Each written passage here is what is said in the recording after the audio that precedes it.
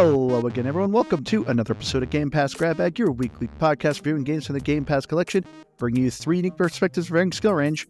I am the one committing intergalactic war crimes, Andrew.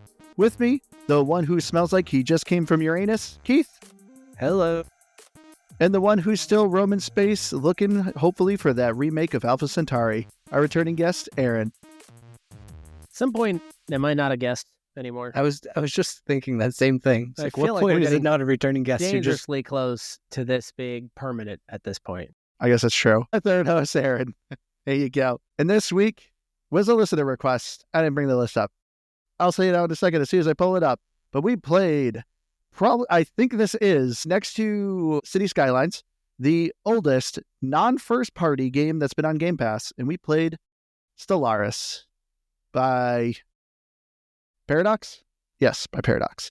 Paradox sounds Stellaris is a X strategy game, but unlike most 4X strategy games that are turn-based, Stellaris here is a real-time X strategy game. We are playing various alien civilizations. You can be random, you can select it, change its perks around, but you are essentially filling up this galaxy, trying to expand, exploit, exterminate, and explore. Which I did not realize. Did you guys know what that 4X means? I was just about to ask you, actually. I know what style of game it is, but I actually had no clue. In fact, the first time I had heard it called X was recently, because Xbox had that, I always want to call it Ava game, but it's not Ava, Ara. Our History Untold, yeah. Which is a lot of fun. We should have played that one instead. Isn't that on PC only, though? Yes. It might be. It might be. Yeah, I don't think. Yeah, PC it's coming to could run console that one. soon, but not out yet. But they mentioned it was a 4X game, and they said like Civilization. So then I was like, oh, okay, that's what, but I don't know what it means. I just know that that's a thing. But the listener requested Stellaris is fast. There we go. I found him. I want to make So sure I give fast. credit. Yeah, you were very quick on that. Very prepared. But yeah, I never knew. I always heard what 4X was. Like, it's like, oh, it's a 4X strategy. Like, I've heard that style before, but I was like, I'm actually What is it? Spit it out. Oh, I thought I already told you. No, you were looking up a name or something. Yeah, Spit it out. you're What does all over the 4X place mean? there. Well, it's misleading because it doesn't start with X's, but it's a expand, exploit, and exterminate. That's what 4X means. No, explore, expand, exploit, and exterminate. Explore and exploit probably sounds the same. I'm gonna be honest cut with out you. briefly on one of those. That is wildly disappointing. I actually wish you didn't tell me that. That actually kind of, for some reason, I always kind of interpreted it as like a grid style, and that's what that's what I always thought too. Like 4 That's- by 4 almost. So yeah, I almost thought that that's what it was more in reference to, not something really stupid like that. I mean, but it's a good description though. No, I'm going to ridicule an entire game category. You guys need to rename 4X to something better. Because really, a Civ-like. 4X game, it really, when you think about it, it's an RTS game. It's an RTS. No, Civilization, isn't it? Okay, it is an RTS in its bones. Like, that's what it is, with just maybe another added layer on top of it. That's all really a 4X game is. And I'm okay with that. I'm okay with that. I think the only reason why it's not, okay, actually, you can make an argument that Stellaris is more RTS than any of the other 4X games. I mean, Because effectively it is. There's no turns at all. there are no turns. Because you That's could the argue big that thing. that's the difference between an RTS and a 4X game is their turns. Because real time would imply it's continually going. So But, you can actually make an argument. Stellaris is actually. But you can't, though, because it fits the 4Xs, or EXs, actually. It We does. already determined that name You of that. expand, you explore, you exploit, and you exterminate. You do all of those things. And, like, sure, you do that in, say... No, in Age of Empires, you don't. Like, that's a real-time strategy. Can you let me finish? I was getting there. Well, you were so Jesus. slow. You're literally just like, it's just like, no. And it's just like, I'm sorry, I don't speak like Sonic the Hedgehog, sir. sorry, I took my magic wand Andrew's not earlier. one to talk. It took him like 15 minutes just to Yeah, tell right? us what 4X meant. So go ahead, Keith.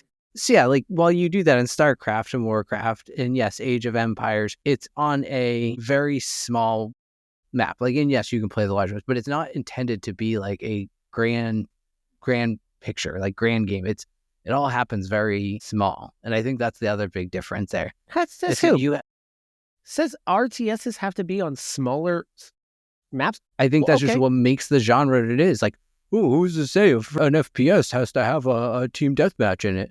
Okay. Come on. You do. I'm going to go a layer further than this. Remember Rome Total War? Would that be an RTS or would that be a 4X? I'd say 4X. But what I'm saying is it's about, but also like small.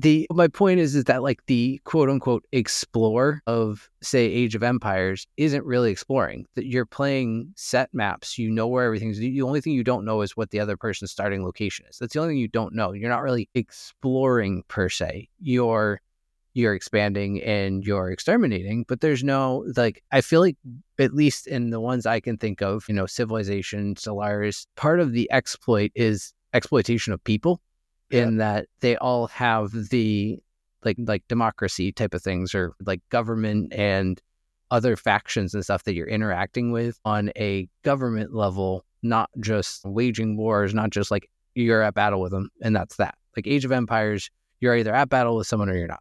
Yeah, but there's an exterminate in there, which means that's a core part of it. You do need to destroy exterminate people. But you don't have that like faction-based, like government type of aspect to some of these like StarCraft, Warcraft. Those are your real-time strategies. They're diplomacy. Thank you. I knew there was a better word and I just couldn't come up with it. Government working. Sorry to interrupt again, Keith. Well, I had to get my words out quick enough to make sure. So I would just go with whatever came to my head. All right. Well, I'm sorry for derailing this already.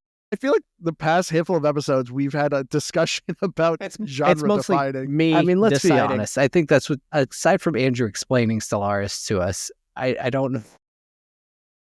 Well, let's get into this. Go ahead. All right. So, Gamer Pass. This was, all right. So, like I said, this is one of the oldest games that have been on Game Pass, and it's not a first-party game. So like I said, the other one I think is City Skylines, might beat it by like a week. But this game has been on Game Pass since year one, and I've been playing this game since year one.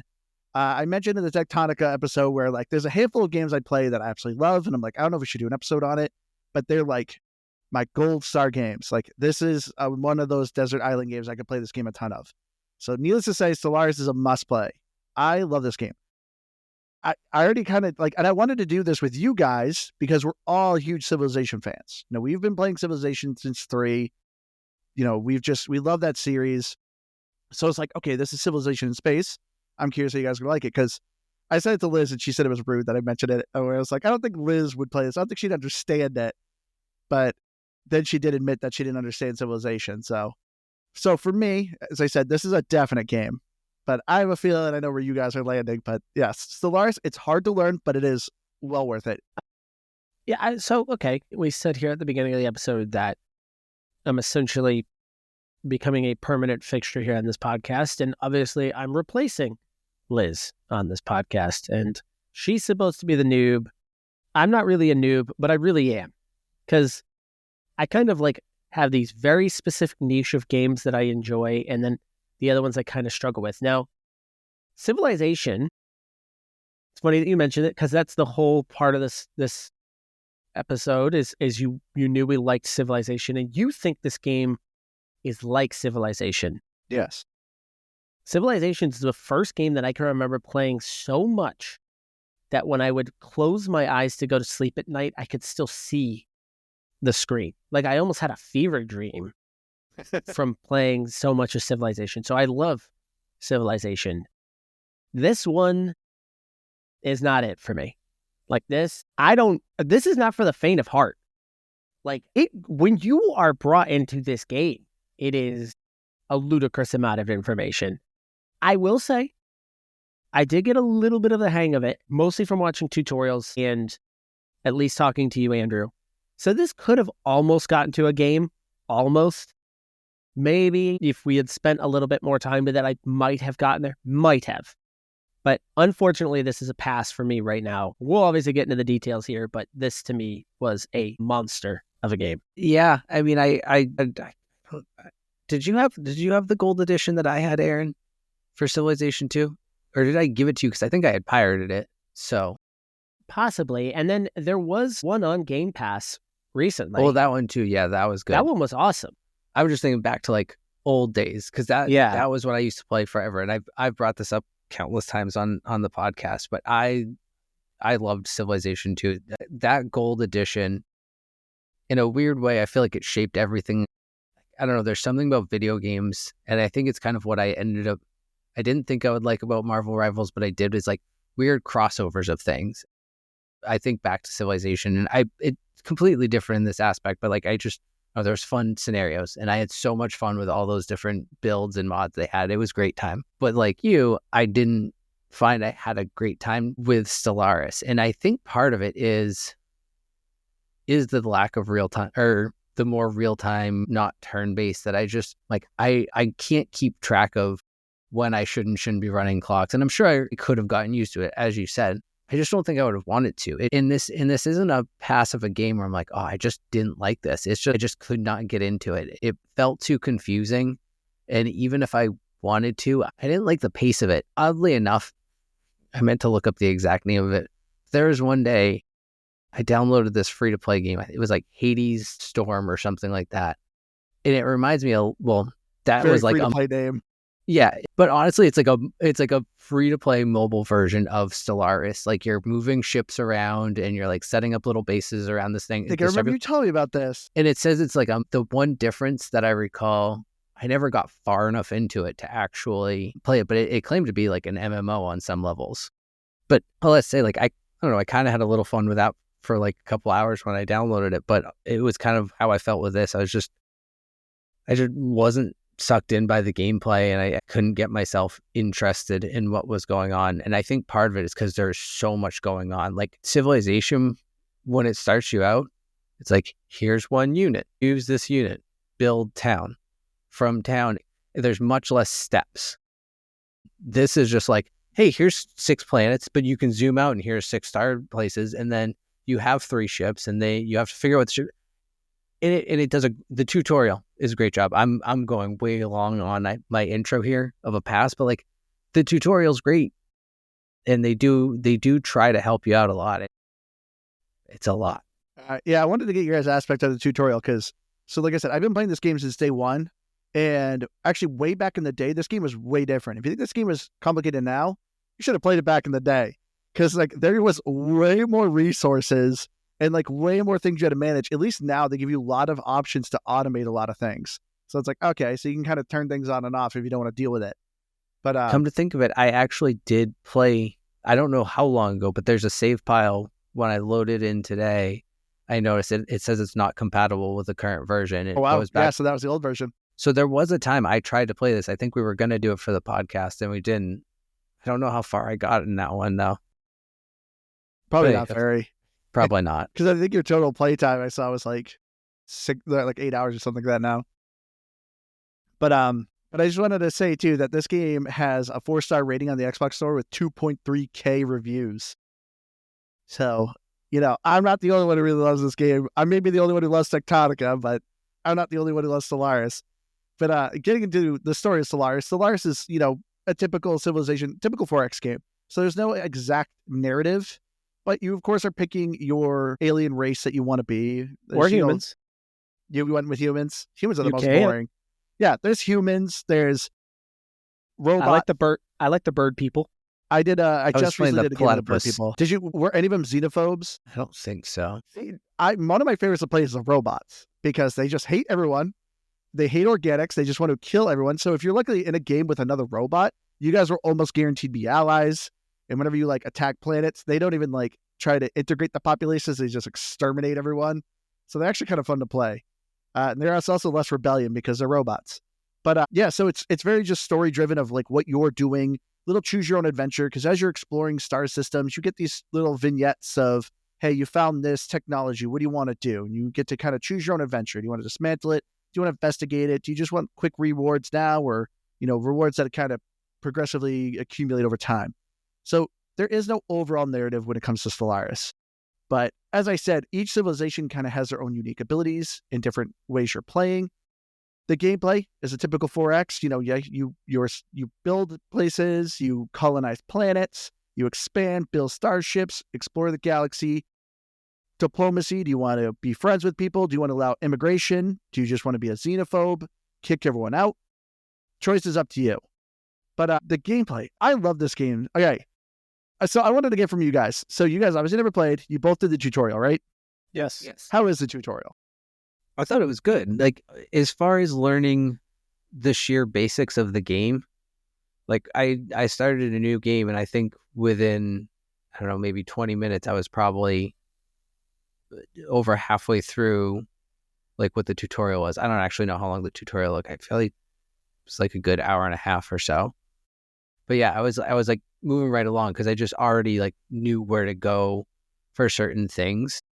I think what I found the most overwhelming is like, I know I always talk about roguelikes and I always bring it back to it, but like, you know, when you're picking these randomized events and it's like, how do you want to handle this? I'm like, I don't know what most of this means, you know, where it's like, oh, due to the less production of happiness makers. I'm just like, and obviously that's stupid because that's pretty easy, but you know what I mean? Like, there's all these like different things. I'm like, I don't even know what my civilization's traits are to begin with.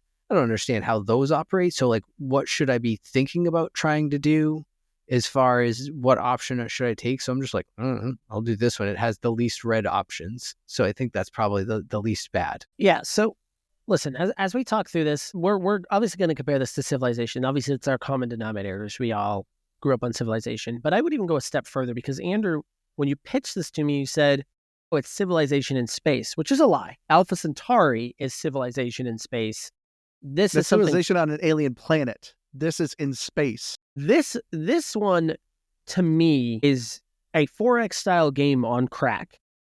When you initially load into the game, you've got maybe like 6 clickable things, whether they're a ship, a spaceport, or a planet. You then at the top have like 13 resources. 13 different resources up there. And you're like, what the heck is this?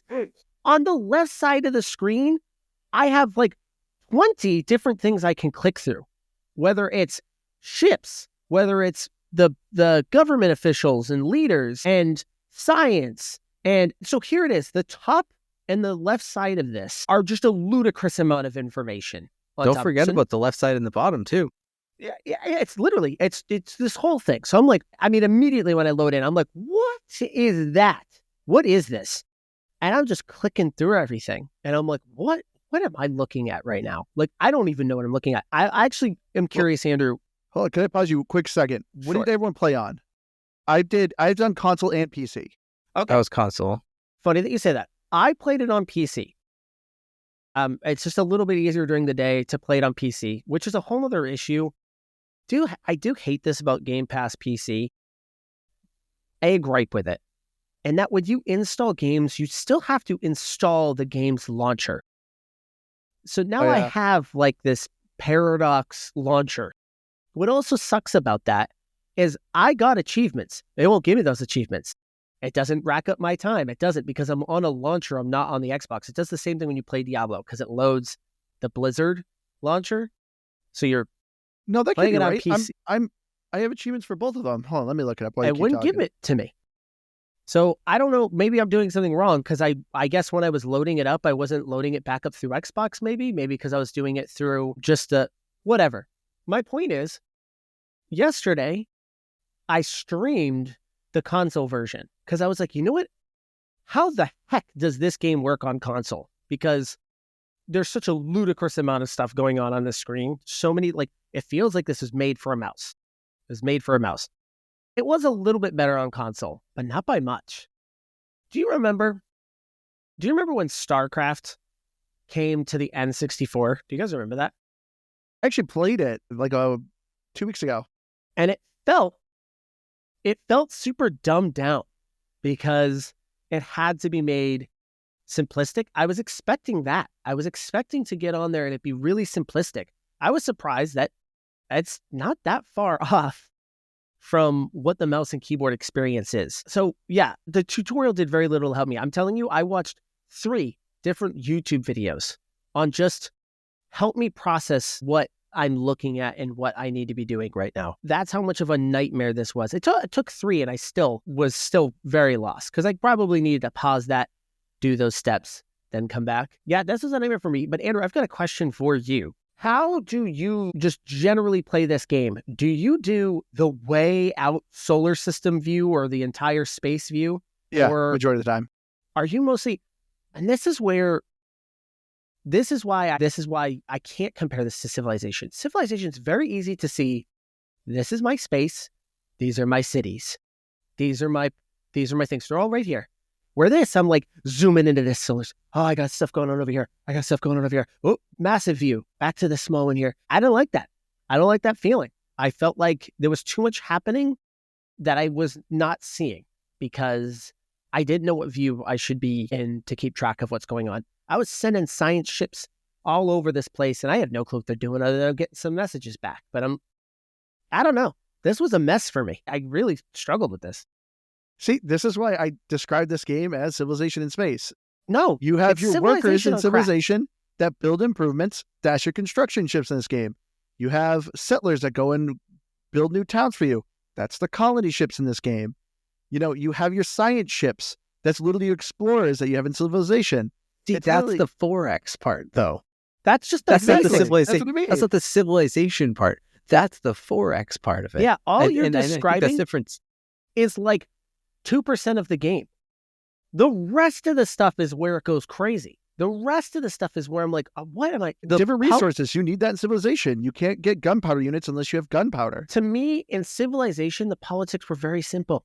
You'd border up against somebody. You'd have to meet them. It's a very quick conversation on how you feel about each other.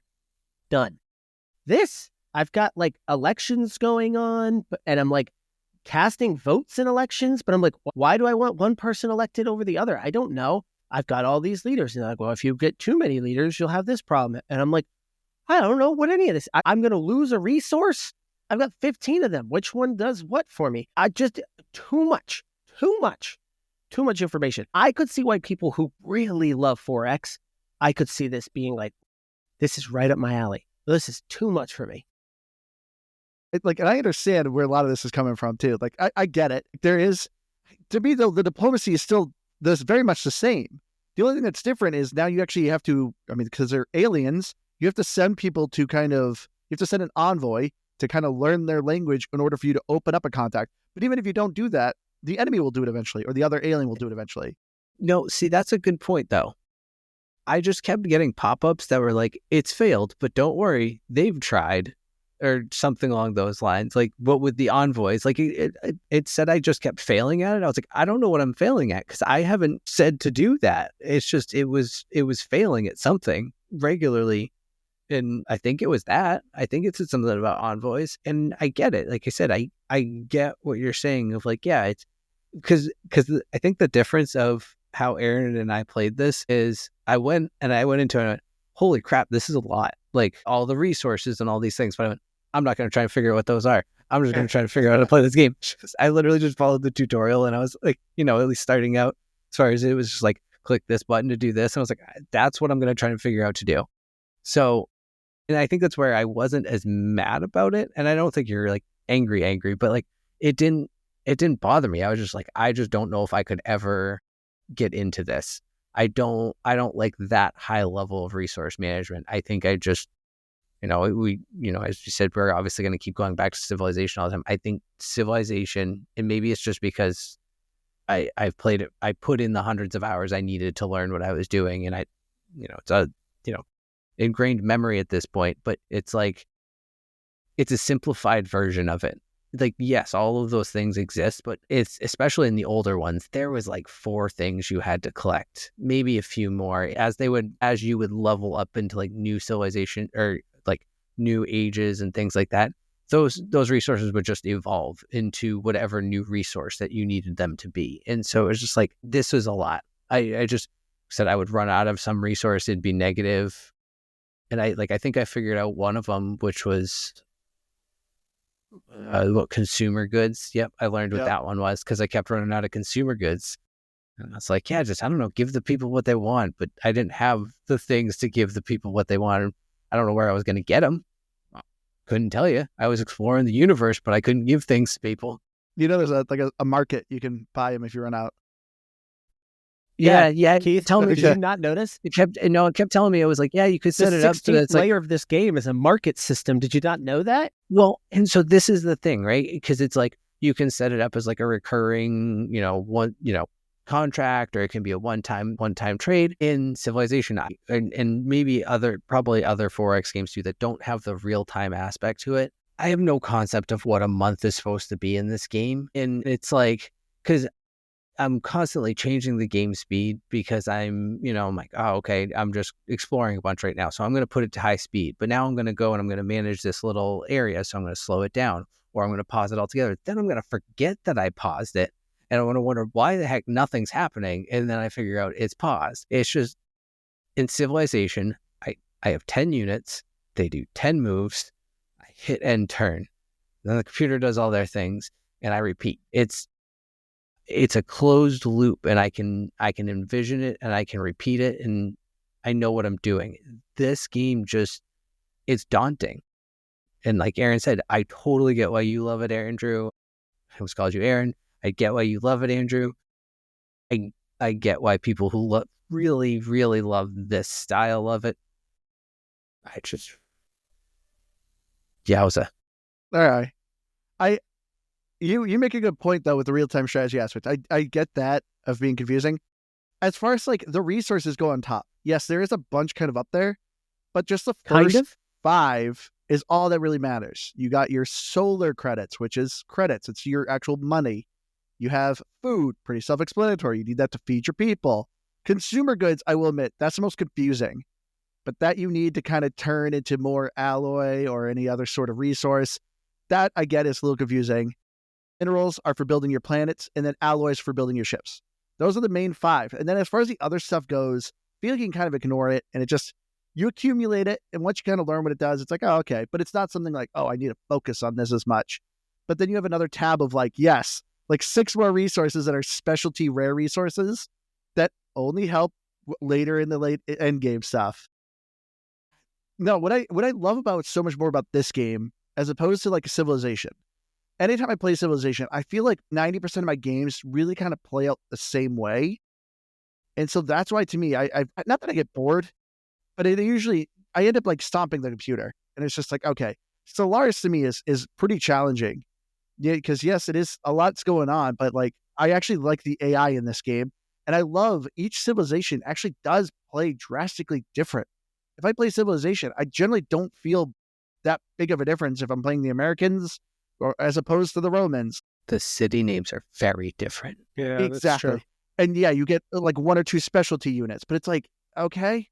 But in this, it's just, like I said, everyone has different kind of government policies that play out so drastically differently in this game. And that's what I love. Like I just started a new game as a robots, and sure enough, every organic I'm interacting is like trying to pick a fight with me and kill me because I don't like them and I'm just constantly trash talking them.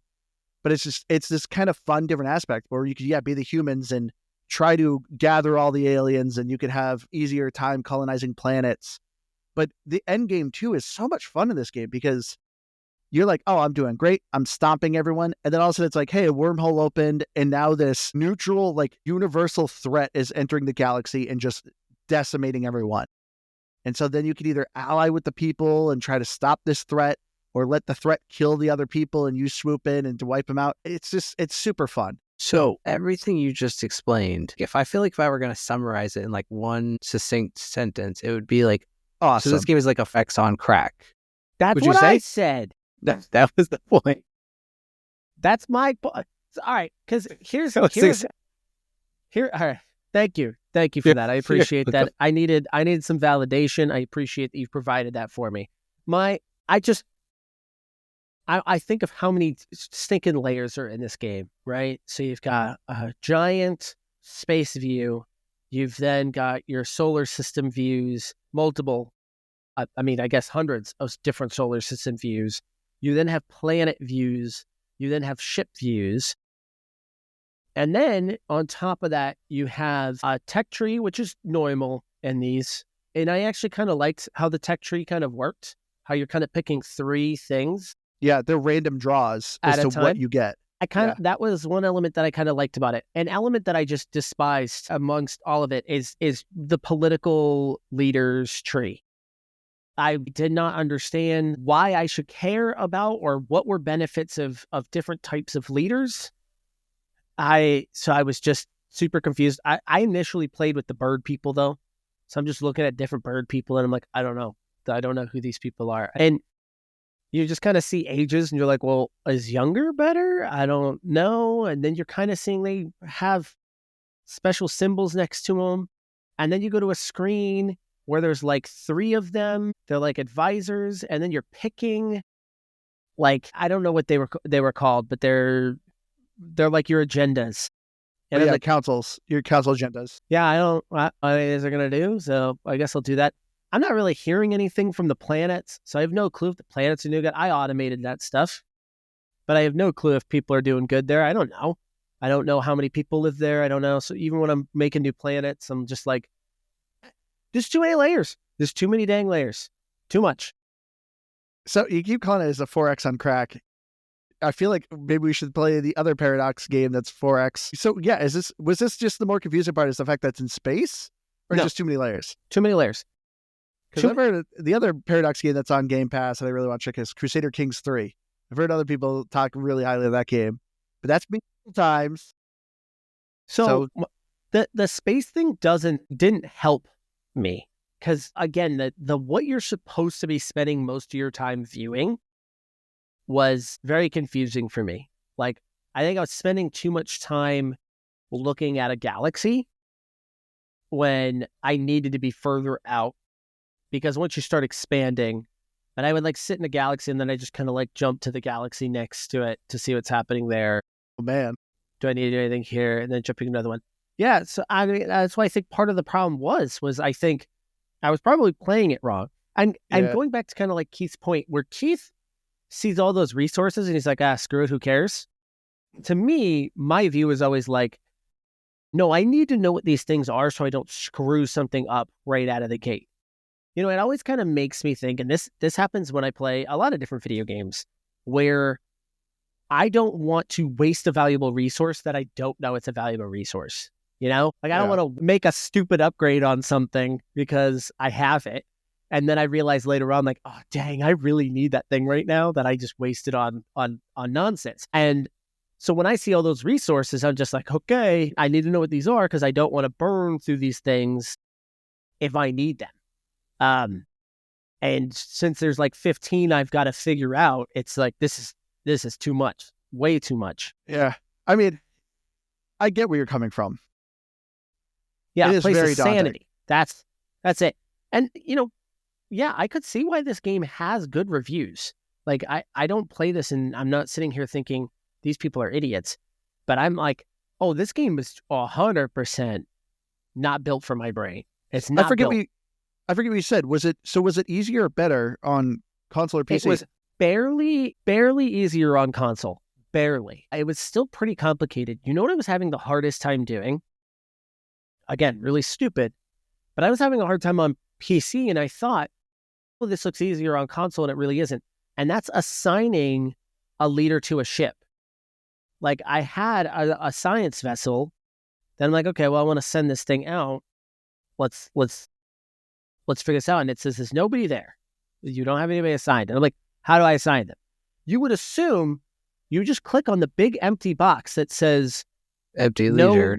No leader assigned. And you just click on it and you have a list of leaders you can click on. No, and even on controller, it was like A was like confirm or something like that. I'm like, what am I confirming? And just close it. I'm like, so I open it back up and I'm like, all right, there's got to be a way to just assign somebody. I'm here at the ship. Nobody's assigned. Let me assign it. And I'm clicking around right bumper, left bumper, looking through the things on the ship, but I can't see anything to assign there. I figured it out on PC earlier today. I couldn't tell you how I did it. I came into it by accident. But on console, I assumed... bumper, wasn't it? Because there's a manage tab. When you go to the ship, there's a manage tab. And then you'll have another one of those leader boxes where it says no leader. And that one you can click on, and then it gives you a list of assignable leaders. That was the one I was clicking on. I was on the manage tab. That's where it shows you that no one's there. But there was nothing there's nothing to click on to put somebody there. So I think I had to go to a different screen. Huh? Maybe you just didn't have any leaders available. That might have been my problem, but how do I know that? How am I supposed to know? Why doesn't the game say you don't have any?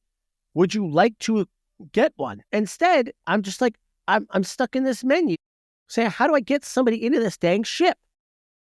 And I'm telling you, it's just very frustrating. And even then, if I'm putting a leader into a ship, what am I supposed to know about them? What is the relevance of saying this is the right person for this ship? Because this is what I want them to do.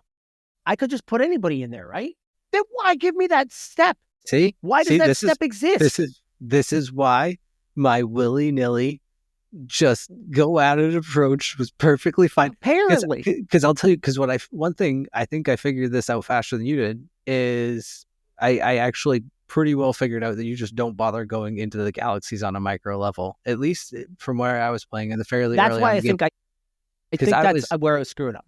Once I figured out that I could zoom out, and I think it shows you even in the tutorial, honestly, but I wasn't fully paying attention at that point, is that, so maybe hot tip, I guess, for listening to the tutorial, but also is just you can send out and say, like, explore this whole area so that you don't have to go individually click all these things. And you can chain the orders, but why do that when you can click one button? And then when I figured out the same thing with like the construction ships that could just be like, okay, go build this in this territory, or, build the mines, and it would just automatically build that chain for me. I was like, this is so nice.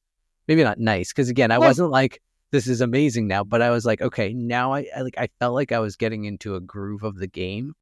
I still wasn't like, oh my goodness, I need to play more of this. It was just more like, all right, I feel better about it. I love that, like, he sounds like he's the one who really kind of started grasping this game. Well, and your heritage just, I think actually talking this through is actually pissing me off more because my number one complaint is the overabundance of information and just it being unclear. And so far, Andrew said, oh, there's like 15 resources, but 4 matter. Then don't give me 15 resources. Give me 4.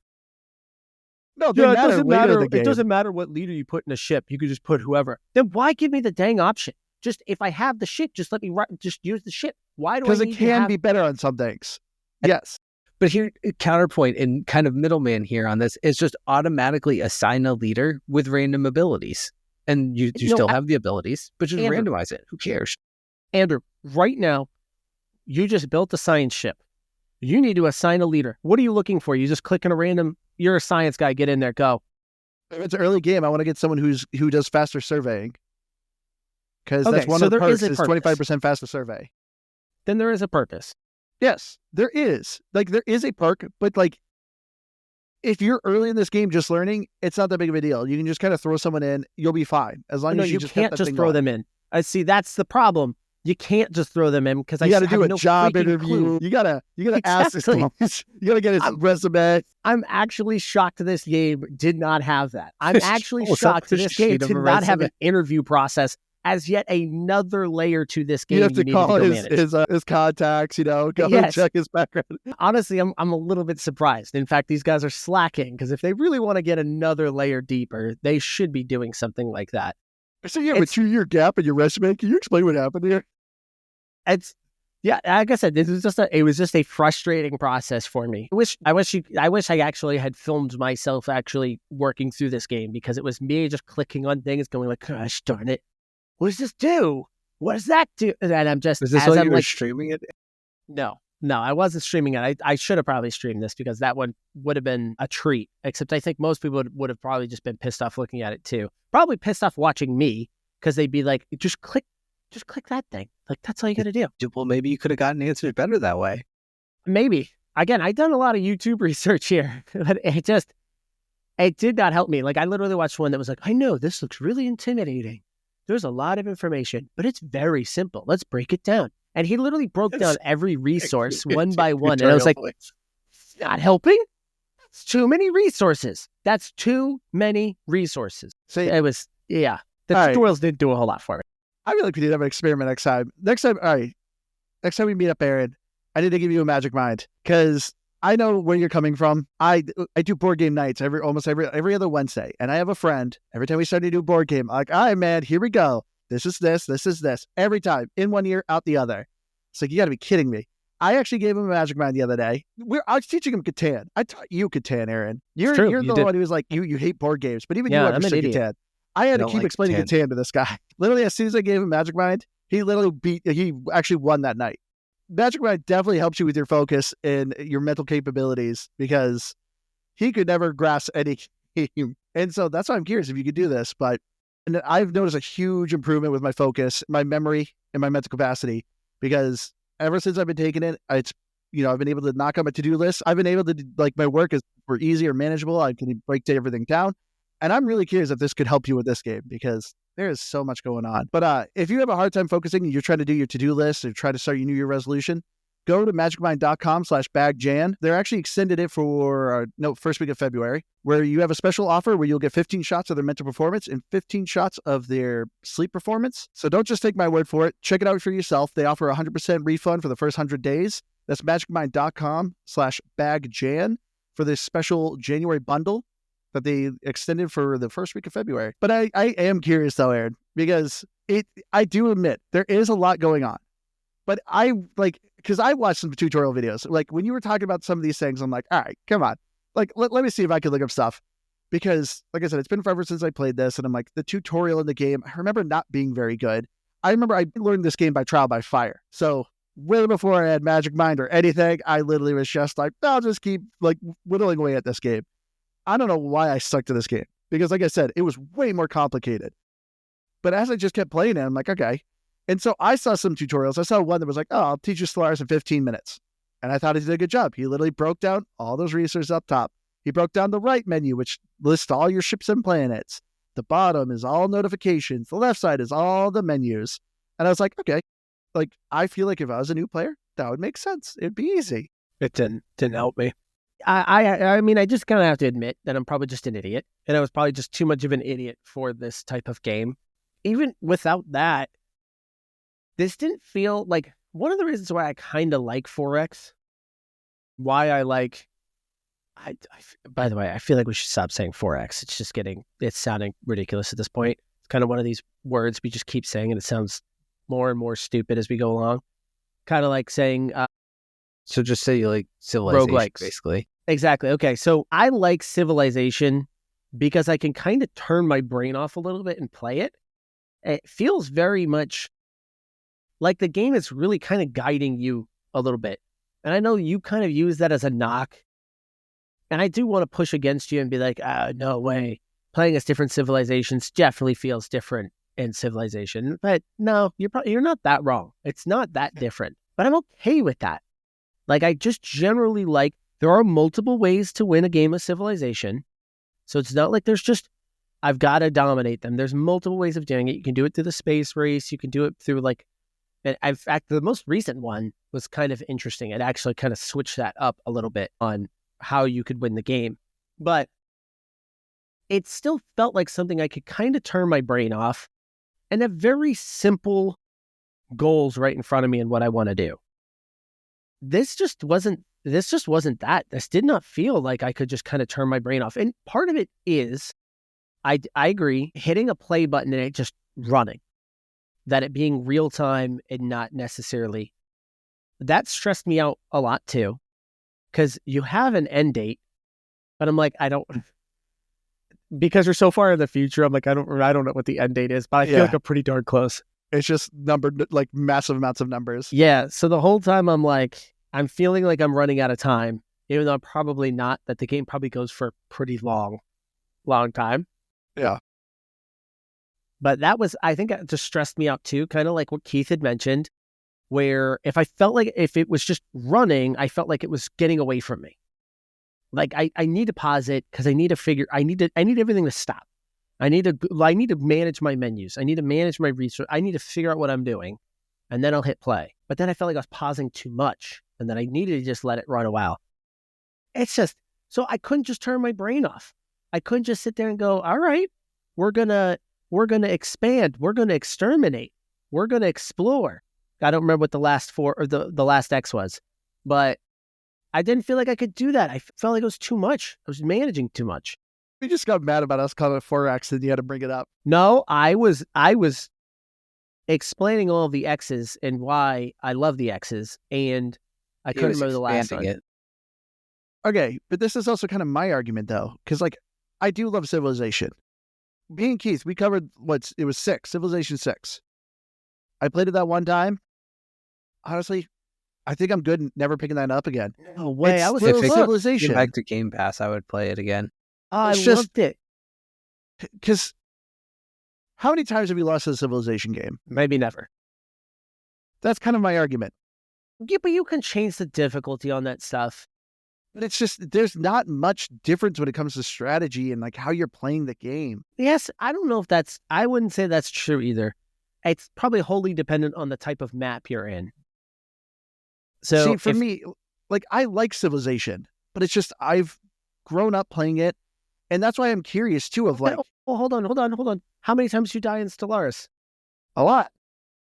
You suck, Andrew. I didn't die once.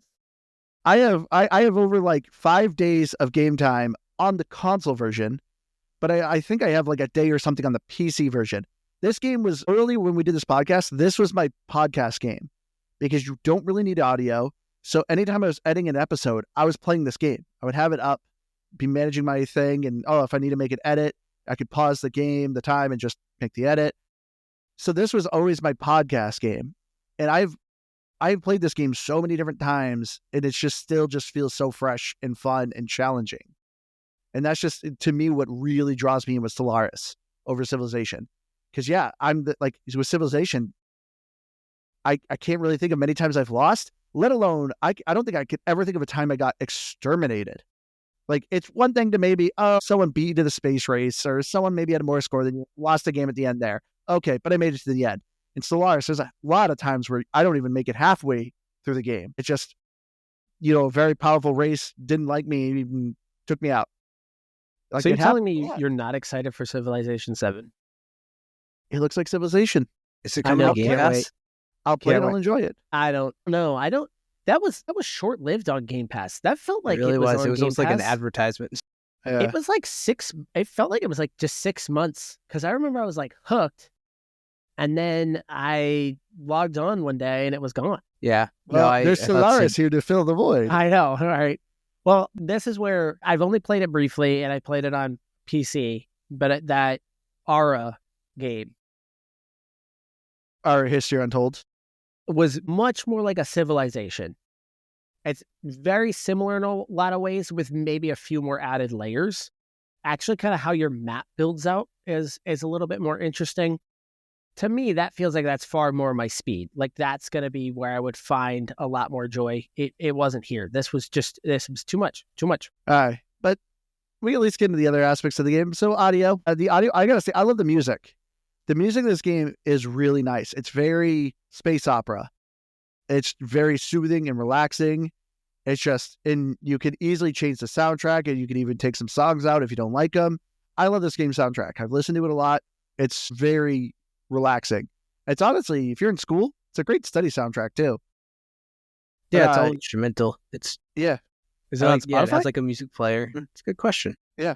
And you have an advisor. That's the only voice acting you get to hear is the advisor, which you can change him mid-game, depending, which the advisor too naturally changes depending on your population's like stance. So if you're a democratic society, he's kind of a more soft-spoken. If you're more of a dictatorship, authoritarian or one of those, or xenophobe, it has a different voice for each kind of aspect you are. But you can also just change it mid-game too if you want.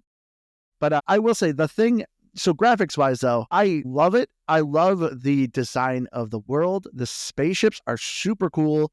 They're very different depending on each species. The only thing that I think really sucks about the graphics are the alien creatures. They're these weird, goofy, like 2.5 cardboard cutout creatures that just have a weird, awkward animation of literally a cardboard sign of someone literally wiggling a cardboard sign. And it's just like, this is kind of lazy. Which, that's my biggest disappointment. It's literally just like an alien just being like, oh. It's like, the Stellaris soundtrack is on Spotify. That's nice. So yeah, the music's fine. Again, it sounds nice. The graphics is just not a lot to look at there. Even if you kind of zoom all the way in, like I was watching some of my ships do their thing, like building a spaceport and stuff like that. It's like, yeah, okay. Oh, when you zoom in the black holes, when you zoom into like the supernovas or a spaceship battle going on, it's really cool looking. As opposed to Civilization, where it's literally somebody running up and going, hitting someone with a stick and then running back to their space. Yeah, but I don't think that's necessarily what these games are built for. And that's why I would argue that this game feels far more like a real-time strategy than it does. I'm not even going to call this what type of game it is, because I refuse to say the word anymore. But Civ-like. Civilization adjacent. Yeah. So that's why it feels almost a little bit more like a real-time strategy to me. So and that's probably why I like it, because I love real-time strategy games. And that's why, as I was playing this, it's like, oh, I totally see why the Andrew loves this. Like, I already knew, because you've talked about it for years. And I was like, I get why Andrew loves this game, but it's just not a game for me to get into, I don't think. But yeah, the soundtrack is really cool. And the graphics, like you talked about, I'm with Aaron. I guess maybe if you zoom into some stuff, there's some cooler animations. But at the end of the day, like there was never a point where I felt like I was playing this about graphics. I was playing for the gameplay, like I'm playing a board game, but just in real time. You guys like to play in the big space view, so it's even less. It's even more empty. Yeah, it's very like, just like there's pinpoints around there, and I don't know. I guess in theory, if you get far enough out into space, I don't know. They say that everything's very far away. I don't get it. I look out at the sky and I see stars everywhere. I look at this and I'm like, I see like 25 points at a time, and it's very empty and kind of bland and boring. And I also didn't think any of the space creatures looked all that crazy. And I don't know. There's like platypus ones, and then there's like the bird ones with 6 eyes. They were all just some weird, like kind of mutated animal in a couple, like a giant blob. Yeah, that part was kind of funny to me, that it looks like they just would like take an animal and they just make it an alien animal. And it's like, there you go. We got a race. Yeah, like whatever that word is. I don't know if I said it right. Yeah, no, anthropod. You meant to say anthropod. No, anthropomorphize. Anthrax. Yes, anthrax. Got it. Whatever the word is supposed to be, kind of making them humanish. Animorphs. Add like yes, animorphs, but like halfway, where it's got 6 eyes instead of 2 eyes. They were kind of neat looking. They need to bring back Animorphs while we're on that. That's actually the whole purpose of this episode. Yeah. Bring back Animorphs. What we're trying to get to here. Remember Animorphs? Bring those back. I like anytime there's very little loading in this game, but they always have like this kind of cool concept art, and I love it. It's super cool looking, but it's not really what you kind of do to the game. It's like people exploring on a planet. When did these games ever have loading, Andrew? Literally when you start the game up. Did you always just quick resume the game? No, this had a loading. Like I had to load to get in there. There was literally a load progress bar. That's what I mean. That's the only time it loaded, was like in the game, and then that's it. But name another style of this game that has a lot of loading in it. Yeah. Civilization. No, baloney. It doesn't. It has the initial loading. I'm sure Civilization 3 had a lot of loading. It's been a while. I like how you're using it as a positive, as if it doesn't exist with every other 4X game, but that's fine. Yes. Like, my McDonald's... My Blizzard was fine because it didn't have any nails in it, so it was really good. Okay. Top quality. Civilization still happens, and you brought it up earlier, but whenever you do a total war game, anytime you get farther in the late game and all the computer is doing their turns, that's essentially loading. You're just sitting there watching every little piece move around. And those, by late game, take like a minute. Yeah, I do want to call a little bit of BS. Just because they do it turn-based doesn't make it loading. You can't sit there and call that loading. It's turn-based game. Like, that's how that operates. No, because it sometimes takes a while to be like, oh, let's figure out where the pieces are moving. Go ahead, Andrew. Tell us what other features this game has. Does it have sound effects? It does. You're just so bitter because you couldn't figure out. Your little brain couldn't figure out the awesomeness. All right, I am a little bitter about that. No, but that's not really just it. My point is that you can give it its flowers where it deserves its flowers. You don't need to give it its flowers for being a video game, like just existing and doing things that every other video game does. That's what I'm saying. You don't need to be like, its menu looked really nice. There were things to click on in it. Like, that's not giving it its flowers for anything interesting. That's just thank you for doing the thing every video game does. I'm just saying, with a 4X game, when you're playing it, there's always a handful of times I'm just hitting spacebar, ending my turn. You just don't like the turn-based. I'm always doing something. You don't like the turn-based. See, and to me, that's a dividing factor for me. I like the turn-based. It allows me to just... Andrew loves hitting spacebar and continuously ending my turn. No, I like focusing on my turn and focusing on what I need to happen here before we move forward, where this game is just a constant ticking clock. And I don't know. You can pause it. I don't know, but okay. But so we'll get into that. We'll keep going though. We will. This game has a ton of DLC as well. I've bought 2 of them, 2 packs, I should say. I've seen some people obviously complain about this, and I get a little bit. Each pack costs about like $20, which will have 2 gameplay packs and then a civilization pack. And I think they're up to like 7 packs right now. Dang. I've bought the first 2. So it can be pricey. So this game, in theory, is like essentially could be a free-to-play game and just, you can add more stuff to it. But it's nice because it just does add more content. So specifically, I have one where I can build mega structures. Literally can build this big old structure for science, a habitat ring. Like there's these kind of cool things. I have like planet annihilations. I literally can build a device that just completely annihilates a planet like the Death Star. So there's these cool kind of fun gameplay moments you can do. And even when you're playing the game, it's like, oh, here's, I think it was the mercenary tab. It was like, you need the mercenary DLC for this. So I see some people complaining like a lot of these packs honestly should just be free downloads. I get that. But I do at least like what I've bought. I think it actually added a decent amount of the gameplay. But have you done multiplayer on this?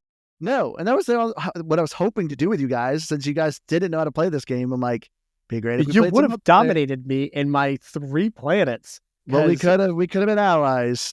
I would have been sitting there as a vassal, trying to figure out how to hire a leader to put in my ship, and you would just come over and just take it over. That would not have been a fun experience for me. But I'm actually surprised you haven't done this yet. Because I had no one to play with. Why don't you just play like against randoms? Because I'm sure if I play with random people, I don't know if you can do like a quick match. I think you can only invite people. I bet you can do LAN only. You bet you can what? Looking for group on Xbox. I'm sure. But I don't know. It's just, because even too with like Civilization, you need to play with people you know, because each game is significantly long. And if you don't finish that game, you got to get back at some time. So that's why I think it would have been nice. And that's why I think it also was a little more fun with the multiplayer than Civilization. Because with the turn-based, you just got to wait for the other person to finish his turn. But the achievements, though, are pretty solid because it's obviously a ton of achievements. I think it's up to 4,500 achievements. Yeah, I looked at that achievement list. It was massive. Yeah. Do they just keep adding them as the new DLC packs? Yeah. Okay. That's part of it. So the achievements aren't, it's not good for achievement hunters, but I mean, if you're just trying to get like your daily achievement or something like that, it's great. It's just in the thing anymore, right? It's just what? Daily achievement isn't a thing anymore, right? Because they went away with quests. Oh, yeah, I think you're right. But either way, I rarely contest this because I wasn't going to get a lot of achievement anyways. I show a 0 because I have 0. I colonized a planet. I colonized multiple planets. Wasn't giving me the achievement. Did you turn your game into Iron Man mode? What the heck is Iron Man mode? When you're creating the game, Aaron right now. What is Iron Man mode? When you create the game, the Galaxy, it specifically says in the top right corner, this game is not eligible for achievements. Big green letters. I just said new game, and it said pick a race. And I said, okay, I'm going to pick the platypus. And Okay, so default, you're not on Iron Man mode. Stupid. So at the very bottom of the list the is Iron Man default option in this game doesn't default to collecting achievements. I guess not. Now I'm actually annoyed. The bare minimum a game and the default option should always include a. That's like starting up a game and it's starting with cheats on. Yeah, like before you do, like you have to turn the cheats off. It starts with cheats on. So all Iron Man mode is you cannot have save files. You have one continuous save file. I don't care. Autosave. That's it. That's what all Iron Man mode is. You just got to turn that on. No, that's the default mode because that's how these games work. And then you can turn that off. that's an accessibility, that's a difficulty that you be like, oh, actually, you know what? I want to be able to save scum this game a little bit. Now I'm mad. See, I'm starting to notice this. This seems to be kind of a trend. Like Andrew, as we've gotten older, seems to gravitate towards really overcomplicated games. Like that's where he's having fun. Like Tectonica Board game enthusiast in me was like this is another version of like Tectonica to me, where it's just like, this is just too much. There's too much to manage. There's too much going on.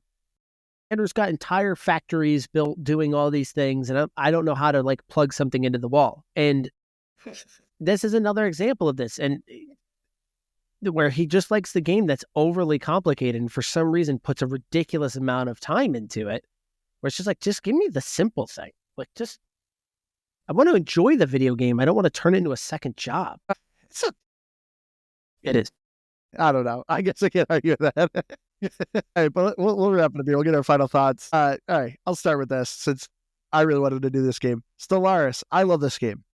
I think it's a ton of fun. I will admit with these guys, it is daunting, but it has vast replayability.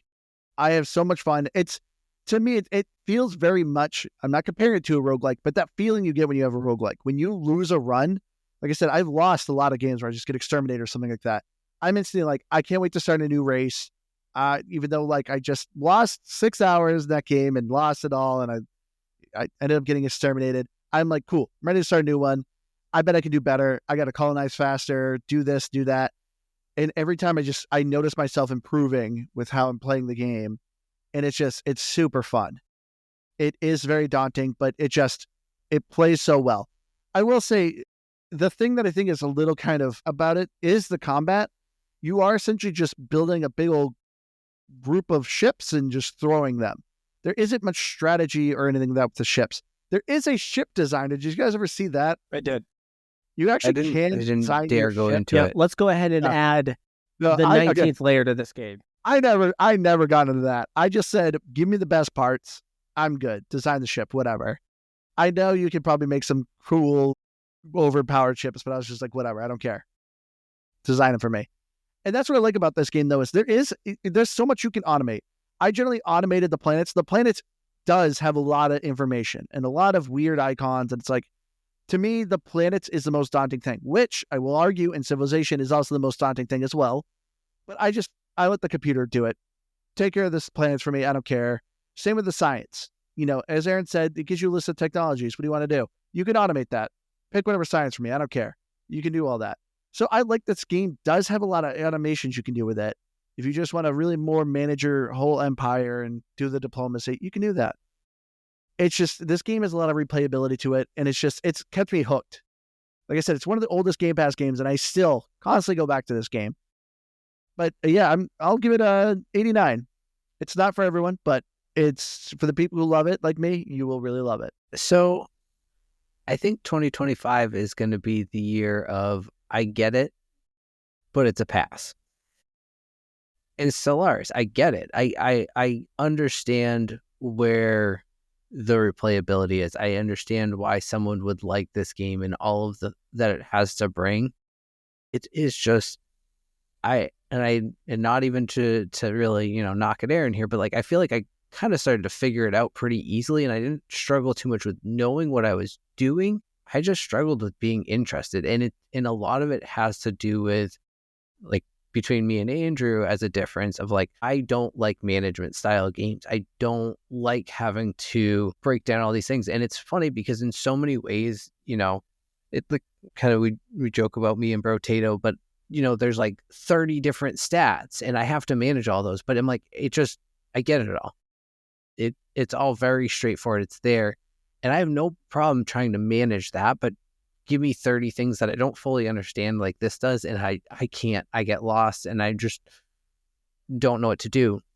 I think then, and I've said it throughout too, is I think really having the kind of real-time strategy aspect of it just made it amplified of, it's just really not a game I can get into. I just didn't feel like I knew how to manage that. And it was just it wasn't even frustrating. It was just more like, I don't think I'm playing this right. And I don't know, I wasn't having fun. So I just didn't want to really keep going. So yeah, I think it's like, I get why it's really good for people who like the style game, and it's, maybe another sub 2025, I guess, this is a game I could recommend to somebody who is like looking for this style of game, but it's not a game I would pick up and play myself. Yeah, I'm gonna say 71. 2. Wow. What got you from 71 to 72? I'd like to hear the process on that. I was laughing about 2. Go ahead and break that one down for me. No. You were at 71 and was like, wait. I forgot this one feature that gets it to 72. What was that, Keith? Platypus. All right. Okay, you had an answer. Point. I do like the platypus people. If you are somebody that listened to this episode and you heard me say 15 resources and you got hot and bothered, this game is probably for you. You are somebody that heard me say 15 different menus to click through and you got hot and bothered, this game is for you. Of this style of game, this will go down to the bottom of the pile for me. Now, the pile isn't very deep. It's mostly just different versions of Civilization, Alpha Centauri. But in that very small pile, this one is at the bottom of it. It is just very difficult. It's just got a lot of things to click through, a lot of things to learn.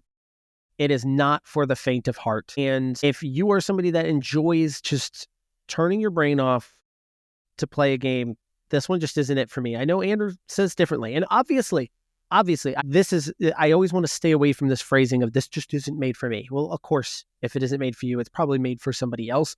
And as Andrew pointed out at the beginning of this episode, this has a lot of great reviews.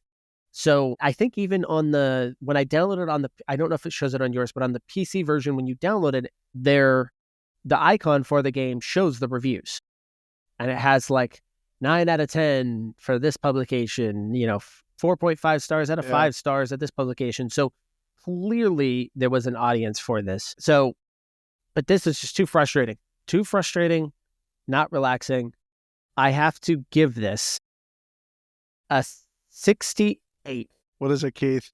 Yeah, Keith, why did you just gasp? A second. What is happening? Okay. I don't know. I mean, a 68 is still, I guess, a solid score. But you said if you put more time into it, you think you probably would have enjoyed it more. This is what I'm saying.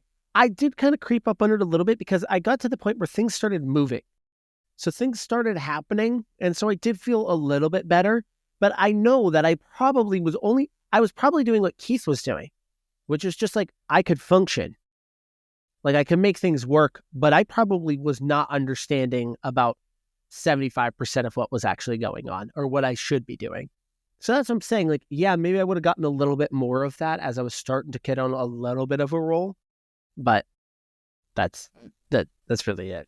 What did you find out, Keith? Well, so first of all, I remembered another thing. 71, I forgot about the stupid achievement thing. That really bothered me. Brings it back down to 71. Good point. I pulled up Metacritic, and it didn't even take me a full 60 seconds. And guess who I found? You know who? Our fourth side of the coast. Yes. You gave it a 0. Did you already look it up? No, I'm assuming. The guy always gives a game a 0.